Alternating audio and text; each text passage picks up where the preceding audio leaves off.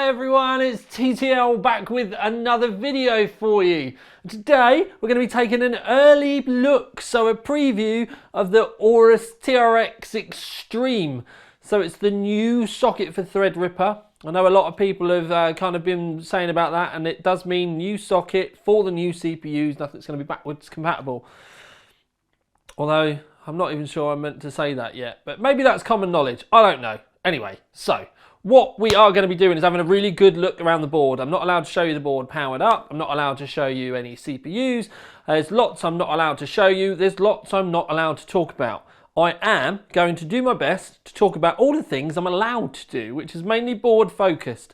And the Aorus Extreme is the first board that's turned up. But oh my days, I think we're starting off the TRX 40 previews with a bang.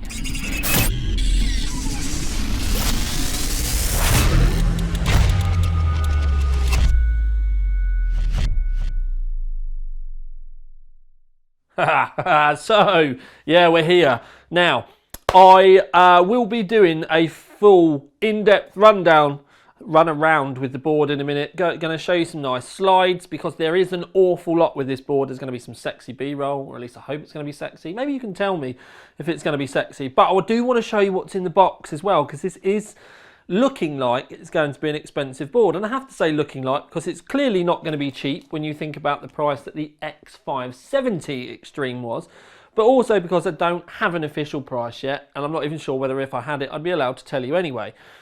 But one of the things I will say straight away is when you grab the manual, you can bend it, and it's like there's no CD in there. So if there's no CD in there, then you fish through the box, which I've already been looking through because I've had to take pictures. And finally, we are getting driver discs or drivers on a USB. Now remember, guys, that because it's a USB, it means you can actually update the drivers yourself as well. And the drivers that are on here, if you install your board 3 months later, it's going to be out of date. Now, I know I'm preaching to the converted, but there'll be people out there that may just be joining the PC Master Race. So make sure you get up-to-date drivers from the website. Just save them onto this so that you've got them for later on. So we will talk about all the other stuff, but this is an actual PCI Express M.2 RAID card. 16 times lanes at the bottom. The M.2s that you can have on the inside can be PCI Express 3 and PCI Express 4. There is a copper heatsink in there. We've got the fan on the end. There's double thermal pads. It's something that I'm quite looking forward to trying to test, but I don't even have 4 PCI Express 4 M.2s at the moment, so this is like quite nuts. But, you know, if you're lucky enough to be getting Threadripper and you're lucky enough to be getting a chip that's going to go in it, then, you know, maybe you're going to be lucky enough for this. This would make the most obscene scratch drive if you were doing edits and renders and stuff. But, you know, oh my days. But the most important thing to think about is the fact that it's a 16 times slot. So lots and lots of bandwidth. Now, I'm not allowed to, obviously, like I said to you, talk about specifics and stuff, but if you were to think about some of the things that were available with X570, and if you were to have 16 times slots of something that was available with X570, then you can pretty much get down to the point that you may have plenty of bandwidth for that if you were to slap 4 PCI Express 4 NVMEs in there. Now, other things to talk about. The only SATA cables that come with it, and there are a lot, they're all the super sexy soft braided that we've seen with other Aorus and Gigabyte boards in the past, but they're all that way. With some of the old boards, you get a mixture of plastic ones, like normal plastic ones, and then the braided. But these, they're all braided. In fact, there's another pair over here. 2, 4, there are 6 in total. I thought there was a load of 3, but anyway, 6 in total, so we have those. You also get 2 of each of the RGB extenders. So you get 2 4-pin ones and you get 2 addressable 3-pin ones. Like I said, I've already taken all this stuff out the box so that I can take pictures There is another little, this is actually a speaker, and it's so that it can tune your fans to the noise. Something that I'm not entirely sure about yet, but the other thing that I'm not entirely sure about, if I'm honest, is the fact that it's a visible cable. And talking of visible cables, I'll show you where these plug in a sec, but essentially these plug into the motherboard, and one is the front panel header. And I really like the front panel header one because it's all black, it clips in. Your power, your reset, your LEDs, all of that sort of stuff goes in here. So you can plug it into the board, hide it around the back of the board, and then the cables are out the way and it's all nice. But there is a dual USB 2 adapter, which looks lovely until you have a look at this end, and then you plug it in the board and you can see all the condiment cables. Now I happen to think that it couldn't have been that much harder for Aorus to have added some extra heat shrink to kind of tidy this up. And I do think on a board this expensive, where this is going to be very, very visible, where it is, this is a bit of a letdown. I think it would, on a high-end board, I think it would end up being one of those things that this might ruin you wanting to use it. Now you could put some thermal, you could put some tape around it, like just normal black insulating tape, or even some fabric loom tape that you can use for cars. And obviously I'm a bit of a car head, so there are a few options there. I think it's just a shame that we couldn't have got some heat shrink over it just to tidy that up, especially for such an expensive board. You do get a couple of the wraps, and I had already thought about, could you get a wrap around here and it won't do up tight enough before you even think about it. So you get a couple of Aorus branded wraps, and they're Velcro and they're all rather nice, and you do get an Aorus branded badge as well. And yeah, obviously you can put that on your rig somewhere and that's all nice, and then you get all the screws and bits and bobs that you might need, and you get a couple of Wi-Fi antennas as well that you will see the need for in a moment because it's around the back of the board. And I'm just trying to find the other one of these. There it is. You get two thermal probes, long ass cables. You'll see the 2-pin headers when we look around the board in a bit, and then the opposite end is the thermal probe, and you could put that on a heatsink or a hard drive or wherever you would like to monitor some thermals, really. Yes, so I do have a media kit that gives me a lot of the details about the new Extreme board, and this is how me, the press, people get to learn about all of this stuff.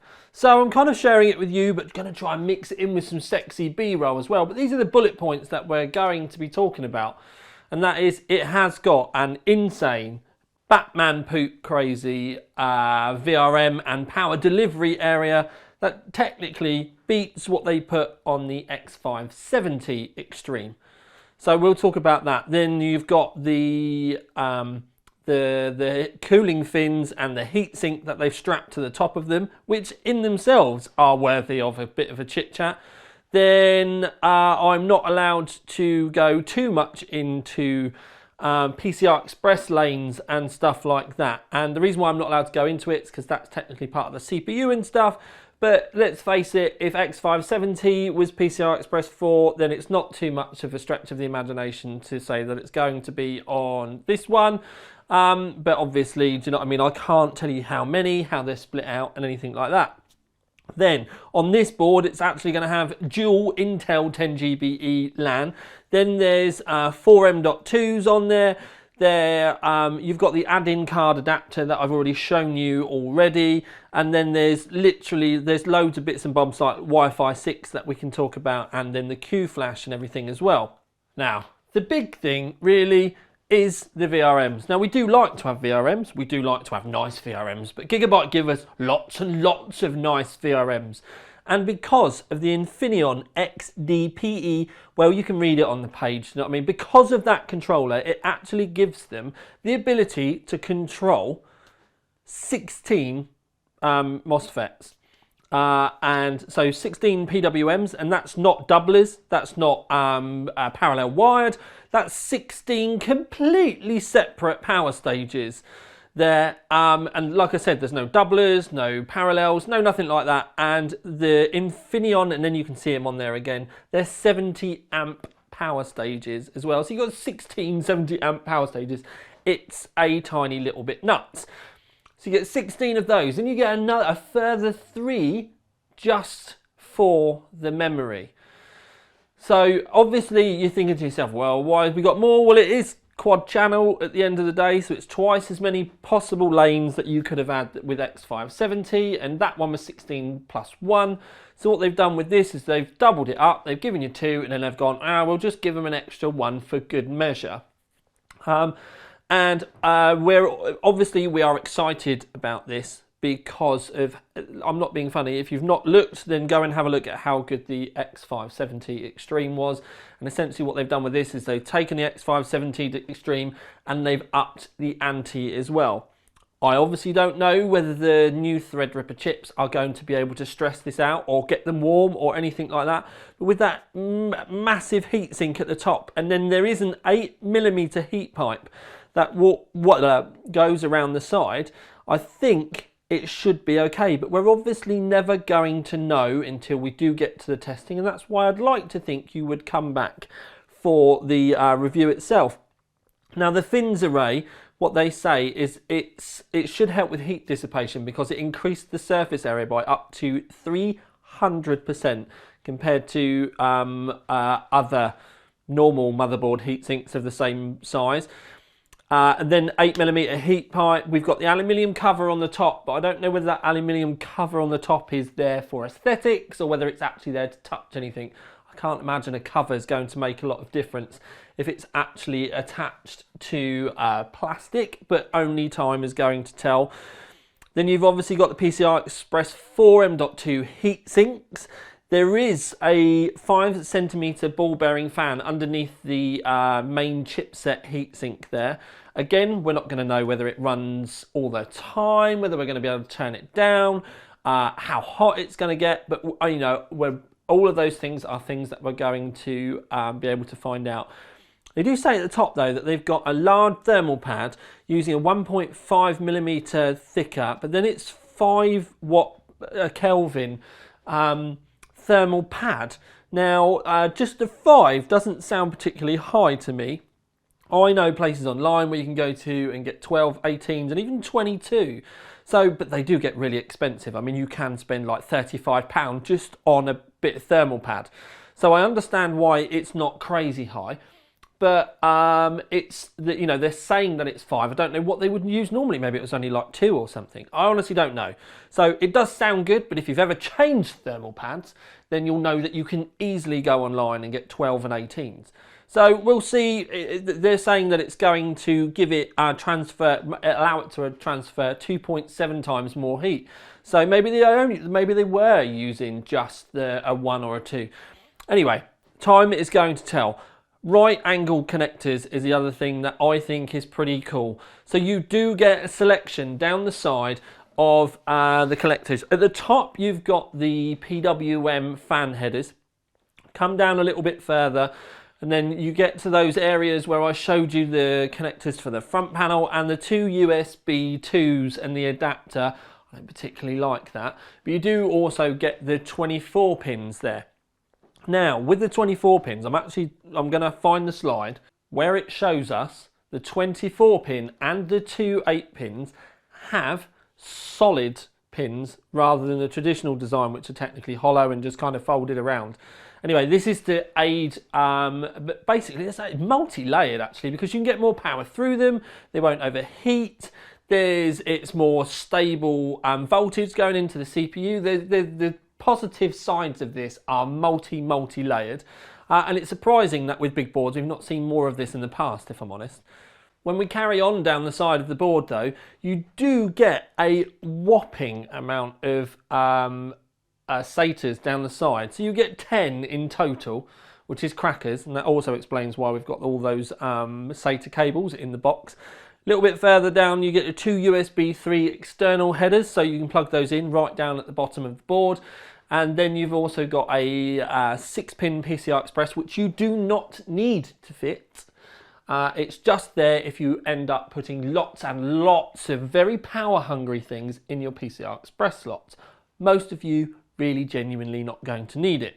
Now I could talk to you about PCI Express 4, but I'm going to be honest with you, the slide is there and I'm going to be careful and not show you, because I genuinely, it's a bit of a grey area with the NDA, and I don't want that to be the one thing that means the video has to get pulled down. So I'm going to avoid that side of it. We'll just say that there's lots of it, and I will cover it in depth in the main review. But we can say that there is dual Intel 10GB LAN. It's not because it's Intel, but it is just because of the fact it does mean that you've got two dedicated 10GB ports. Now, I don't even know of a router with 10GB, but if you were using this and you then plugged it into a 10GB switch, that could then mean that you could be full speed connected to 10 other systems with 1GB. And yes, I know that's not going to happen, but it's just a way to be able to show you. Just remember that if you run a 10GB board, you are then going to need to plug it into something else that's 10GB. Normally what happens is you plug it into a switch, and then you then connect to other systems the same way. So maybe into a switch, there is you, and you've got another 10GB NAS or a 10GB server that you're plugged into, and you can get full speeds across it. I personally use 10GB in the office, and I can tell you that I get 1.1 gigabits a second across said network, which makes video transfers very fast. You'll see around the back that there is Wi-Fi 6 as well, so lots of networking options with these. So Wi-Fi 6, but it will do 802.1 AC, 2.4 and 5 gigahertz. But it's got a 2x signal strength because of the antenna design. They're saying something about the 4 dBi signal gain and stuff like that as well. You can see this, the exact same thing that I'm reading, and we can flick back to the specific Wi-Fi 6 side of things as well. But anyway, lots and lots of possible networking options. But don't forget, if you've got Wi-Fi 6 and you're going to use Wi-Fi 6 on your board, your router is also going to need to support it as well. So you do need to kind of consider that if you end up upgrading things on the motherboard end, it's not going to get miraculously faster unless you upgrade the router end or the switch end, or however you end up setting up your networking as well. So just kind of factor that in. But once you get to this kind of board, most of you are going to know this, but I am just bringing it to attention, like I've said before, for those of you that are just joining or learning about these more upgraded and crazy things that we like to call as a part of the PC Master Race. So the slides are great, and you've obviously seen snippets of the board anyway, but I'm going to give you a long, slow look up and around the board just so that you can kind of soak it in and get used to it. And I just bear in mind that I'm doing as much as I can in and around the realms of the NDA. Up until a couple of days ago, I wasn't even allowed to show you this much. So it's, you know, be thankful that AMD have been very cool about us being able to do this kind of stuff. And trusting as well when you think about it. It's not just me, you're probably going to find other people doing it, but I'm just saying up until a couple of days ago we were being told no. So anyway, you can see that monstrous heatsink at the top, and I am just going to move things around, but it is insane. It's massive, it's an old school style finned heatsink that I absolutely love. I'm really glad they brought this sort of stuff back because it does still look great on a modern motherboard. When we spin it around as well, you can see the heatsink goes right the way down the other side. There is your 8mm heat pipe just up here, and then the heatsink goes all the way down here. It's ginormous. And then if you did see in the slide about the memory, there was also a little bit of memory controller stuff going down here. So you had your 16 phases for the CPU, which had its own independent controller.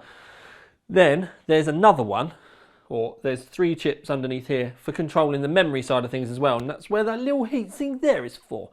Now, we're not allowed to show you like in-depth stuff in the socket, but I've had a look, and the mounts are the same. So if you've got a Threadripper mounted cooler or anything already, you don't need to worry about buying a new one if you're going to upgrade your board and your processor. But beyond that, underneath that socket, I'm just not allowed to show you. The fact that it's kind of semi-transparent is also a bit of a risk anyway. Now you do get power and a reset up here, and you've got fan headers kind of scattered around all over the place. There's obviously lots down here that we've already seen, but there's a couple up here as well. There's not that many fully visible fan headers, if I'm perfectly honest. So there's a big weight of them up here. And the reason why I'm drawing attention to that is if you do need more, don't forget you can use a PWM splitter. I use them in the builds all the time and I wouldn't worry. The only thing I'm not particularly au fait with this board is this LCD poster readout thing kind of floating in the middle of nowhere. And as with some of the other brands, they've got OLED screens and it's all kind of like magical readout and stuff. That feels a little bit kind of janky. Like, I think they could have done something a bit better than that. And if that thing lights up red and is on all the time as well, I think that's likely to be the one thing about the board that's going to let the side down. But everything else seems and reads and looks amazing. And that's why when you look at the bigger picture, it doesn't particularly feel like it should. I mean, maybe it should have had a cover or should have been somewhere else, and just, I don't know. Let me know what you think. But beyond that, the rest of the board does look amazing. Obviously, we've shown you all around. You can see the bracing supports down the side of the memory slots. You've got bracing down the side of the PCI Express slots. There's lots of connections and stuff all around the back of the board, although you might think to yourself that there's not a massive amount of them, and you'd be right, but they are USB 3.2 around there, and they're all that as well. So there's a lot of red USBs around that board, which could mean if you need some lower ended ones, you could go and get yourself a USB 3 like hub, plonk that into one of these connections, run it to the back of your monitor or, you know, underneath your desk or something, and then put your headset and your keyboard and your microphone and your mouse and everything all into one of those hubs, and then you're not really going to be worried about bandwidth, because this is going to have more than enough bandwidth to feed all of those, and you shouldn't have any kind of issues. So there's another idea for you to be able to tidy up your desk, a little bit of hint and tips. And if I'm honest, it's something that I'm already doing. You do get a USB Type-C down here, and with the audio as well, I can say that it's ESS DACs going on, and so you get a Realtek ALC1220VB going on in there. You also get an ESS 9218 Sabre DAC as well. They say that it's a digital analog converter with 130 decibel signal to noise ratio as well.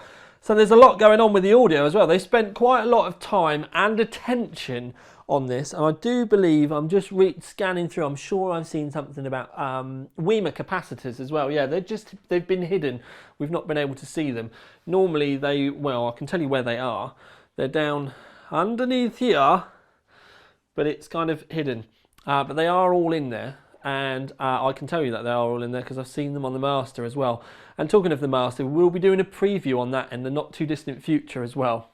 We just wanted to give the Extreme plenty of airtime and breathing room and show you nice and early, because this board genuinely looks like it's going to be the dog's danglies. So I'm quite excited to A, have it, but B, see how it performs later on. If we're lucky, you and me, maybe, you know, I have to put things in kind of very open terms. But I am going to love you and leave you. There will be more. I have more TRX40 stuff. I do have some of the new generation X299 boards as well, although I know that's a dirty word in an AMD video. But there is lots of content coming, and there will be lots and lots of all the goodness coming over the next couple of weeks. So there's going to be an awful lot for me to do before NDA.